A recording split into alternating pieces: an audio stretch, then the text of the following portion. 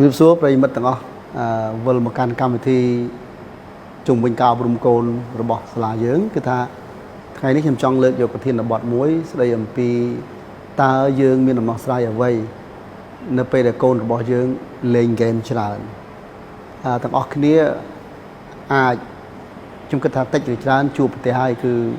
មកដល់សម័យនេះសម័យ digital ទូរស័ព្ទ computer ទូរទស្សន៍មានសពគ្រប់ទាំងអស់ហើយ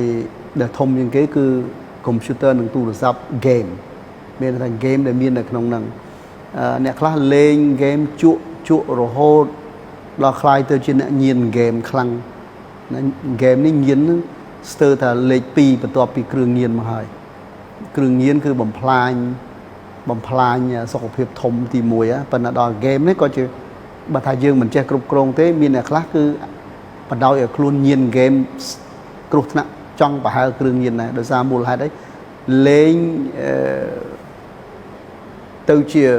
នៅក្នុង game នោះវានាំឲ្យពង្វក់ខួរក្បាលអស់ទៅលេងគិតកិច្ចការអីទាំងអស់គឺមួយថ្ងៃចង់តែលេង game ដេកក៏យល់សពឃើញ game ដើរក៏សពឃើញ game អ្នកខ្លះទៀតរហូតដល់សម្រាប់ខ្លួនដោយសារ game ក៏មានដែរដោយសារតែយើងក៏ធ្លាប់ជួបដែរខ្ញុំមាន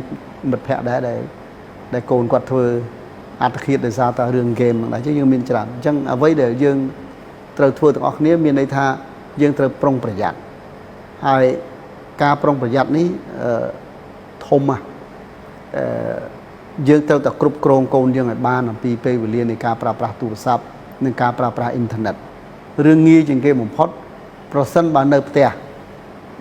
មានម៉ោងដែលអាចប្រើអ៊ីនធឺណិតបានម៉ោងដែលដាច់អ៊ីនធឺណិតគឺចប់ហើយលោកស្រីពេលខ្លះចង់មើលកុំមើល Facebook ខ្លួនឯងដែរចង់មើល TikTok ខ្លួនឯងដែរមិនហ៊ានប្រើអ៊ីនធឺណិតទេម្ល៉េះហើយទុកអ៊ីនធឺណិតទៅកូនក៏យកអ៊ីនធឺណិតហ្នឹងលេងហ្គេមទៅពេលខ្លះគ្រប់គ្រងអត់បានដោយសារការរស់នៅបន្ទប់ខុសៗគ្នាអញ្ចឹងកូនរៀងធំតិចដែរហើយ 4-10 ឆ្នាំហើយអាចនៅបន្ទប់ផ្សេងអញ្ចឹងទៅគាត់អាចហើយ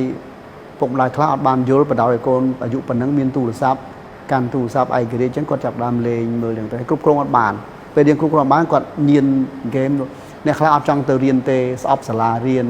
ស្អប់មិត្តភ័ក្តិនឹងខូចអនាគតដោយសារហ្គេមទាំងអស់ហ្នឹងហើយទៅរៀនក៏អញ្ចឹងដែរនៅសាលារៀនក៏មានរបាយការណ៍មកច្រើនដែរខ្ញុំមានមិត្តភ័ក្តិជាគ្រូបរិញ្ញានៅតាមសាលាសាធារណៈជាច្រើនហើយនឹងខ្ញុំក៏មានកូនសិស្សខ្លះដែរដែលខ្ញុំធ្លាប់ជួបហើយក៏មាននៅតាមបណ្ដាសាលាឯកជនជាច្រើនដែរពេលដែលយើងធ្លាប់ជួបគ្នាយើងក៏បានជជែកគ្នាទៅក៏យើងមើលទៅឃើញថាមានកូនសិស្សមានក្មេងៗមួយចំនួនដែលឪពុកម្ដាយអត់សូវបានយកចិត្តទុកដាក់ហ្នឹងគឺទៅរៀនអត់កើតទេដល់មករៀនដេករហូតដល់ទឹកមុខស្លេកស្លាំងកម្លាំងខ្សោយដោយសារអីដោយសារអត់បានដេករវល់តែញៀនអាហ្គេមហ្នឹងយប់ឡើងខ្លាំងពេកហ្គេមហ្នឹងញៀនជាង Facebook ទៀតញៀនជាង TikTok ទៀតអញ្ចឹងអ្វីដែលយើងអាចគ្រប់គ្រងបានគឺត្រូវតែពង្រឹងស្មារតីគាត់ត្រូវតែរៀនអប់រំគាត់បង្ហាញពីគោលដៅជីវិតដល់គាត់ឲ្យគាត់យល់ពីព្រោះគាត់ត្រូវតែមានឧត្តមគតិនិងមនសិការពីក្មេងទៅឲ្យហើយបង្រៀនគាត់ចាប់ពីអាយុ8ឆ្នាំ9ឆ្នាំចាប់ផ្ដើមអប់រំជីវិតគាត់ចាប់ផ្ដើមអប់រំឲ្យគាត់ជាមនុស្សដែលមានធម៌ពលអប់រំឲ្យគាត់ជាមនុស្សមានគោលដៅអប់រំឲ្យគាត់ជាមនុស្សដែលរស់នៅមិនមែនដើម្បីភាពសុបាយរីករាយប៉ុន្តែគាត់រស់នៅដើម្បីផលប្រយោជន៍រស់នៅដើម្បីបង្កើតប្រយោជន៍អាហ្នឹងអាច inspire គាត់អាចលើកទឹកចិត្តគាត់មួយយ៉ាងដែលមួយយ៉ាងទៀតកុំតន់អាលប្រគល់របស់អេឡិចត្រូនិកទៅគាត់ប្រើប្រាស់លឿនពេកជាទូរស័ព្ទដៃជា computer អីហ្នឹងគឺថាឲ្យតែម៉ោងរៀនបានហើយយើងគួរតែគ្រប់គ្រងថាឥឡូវ homework ពីសាលាមករយៈពេលម៉ោងប្រហែលទីហោថាម៉ោង9ចូលដេកចឹងម៉ោង9ដក device ហ្នឹងដកគ្រឿងឧបករណ៍អេឡិចត្រូនិកទាំងអស់យកមកទុកទៅអាហ្នឹងមួយយ៉ាងហើយមួយយ៉ាងទៀតដល់ពេលកូននឹងធំបន្តិចចាប់ផ្ដើមអាយុ2 10ហើយដកលេងបានដែរដកអត់បានទេ2 10 3 10ដកមានបញ្ហាឡើយអញ្ចឹងលោកស្រីអាចប្រើមធ្យោបាយមួយទៀតគឺកុំឲ្យមានអ៊ីនធឺណិតមានន័យថាធ្វើម៉េចឲ្យអ៊ីនធឺណិតសាធារណៈរបស់យើងហ្នឹងកុំឲ្យមានអ៊ីនធឺណិតនៅផ្ទះហ្នឹងយើងដកចេញទៅម៉ោង9យើងផ្ដាច់ចោលទៅម៉ោង9ហ្នឹងបន្ទាប់មកទៀតមានជំរើសមួយទៀតដែរអាចទូរស័ព្ទរបស់គាត់ហ្នឹងយើងអាចព្យាយាម block នៅ game ចំនួនមួយចំនួនហ្នឹងកុំឲ្យគាត់ចូលទៅលេងបានបិទ game បិទអីចឹងទៅយើងមានបច្ចេកទេសច្រើនឲ្យលោកស្រីអាចទៅរកក្រុម IT ណាដែលគេចេះហ្នឹងគេជួយបិទ គាត់អាចប្រើទូរស័ព្ទបានប៉ុន្តែគាត់អាចគេអាចបិទហ្គេមបានអញ្ចឹងពីព្រោះហ្គេមដែលជក់ខ្លាំងមែនទែនគឺមិនមែនហ្គេម free ទេហ្គេមដែលជក់ហ្នឹងគឺហ្គេមបង់លុយហ្គេមលេង free ហ្នឹងអត់ជក់ទេហើយក៏ក្មេងលេងអត់បានយូរដែរហ្គេមបង់លុយហ្នឹងគឺថាវាជក់ពីព្រោះវាមានទិញដីទិញឃ្លីណាវានៅក្នុងនឹងបង់លុយបង់កាក់យូរទៅអាខ្លះញៀនខ្លាំងមែនទែនយកលុយយកអីទៅអស់បង្ហិនបង្ហោចលុយខ្លាំងណាស់អញ្ចឹងវិធីគ្រប់គ្រងច្រើនប៉ុន្តែវិធីដែលខ្ញុំជូនទៅអំបាលមកនេះចង់តែយើងព្យាយាមធ្វើតិចវាអត់ងាយស្រួលប្រហែលទេដូចតែខ្ញុំបាននិយាយខាងដើមអញ្ចឹងថាអស់លោកស្រីពេលដែលយើងយកកូនសម័យនេះមិនមែនពីដើមយើងយកកូនតាមធម្មជាតិតាមយថាកម្មចិញ្ចឹមកូនតាមព្រំលិខិតចិញ្ចឹមកូនតាមព្រះប្រទានទេ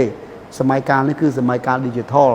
ខ្ញុំនិយាយកំ pl ែងលេងថាសម័យកាលនេះព្រះប្រលេងយើងចោលហើយព្រះលេងខ្វល់ពីយើងហើយព្រះលេង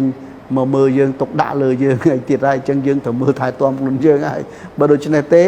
កូនរបស់យើងនឹងយើងត្រូវតែមើលថែទាំដោយខ្លួនឯងត្រូវប្រុងប្រយ័ត្នទៅរៀនសូត្រត្រូវមើលគិតគូរដើម្បីចិញ្ចឹមគាត់ឲ្យបានត្រឹមត្រូវពីព្រោះអ្វីគឺកាន់តែរីកចម្រើនដូចដឹងហើយស្អីក៏អាវុធមុខពីរដែរបើវារីកចម្រើនវាមានផលប៉ះពាល់ក៏ខ្លាំងដែរអញ្ចឹងផលប៉ះពាល់នៃការអភិវឌ្ឍបច្ចេកវិទ្យាកាន់តែខ្លាំងទៅហើយយើងទាល់តែត្រៀមលក្ខណៈវឹកហាត់ទប់ទល់ជាមួយទាំងអស់ជាមួយហេតុការណ៍ជាមួយនឹងផលប៉ះពាល់ទាំងអស់ហ្នឹងអាហ្នឹងទៅបានធ្វើឲ្យកូនរបស់យើងហ្នឹងអាចមានអនាគតបានល្អហើយជួយសង្គមជាតិយើងជួយប្រទេសជាតិយើងជួយពិភពលោកយើងបានអរគុណ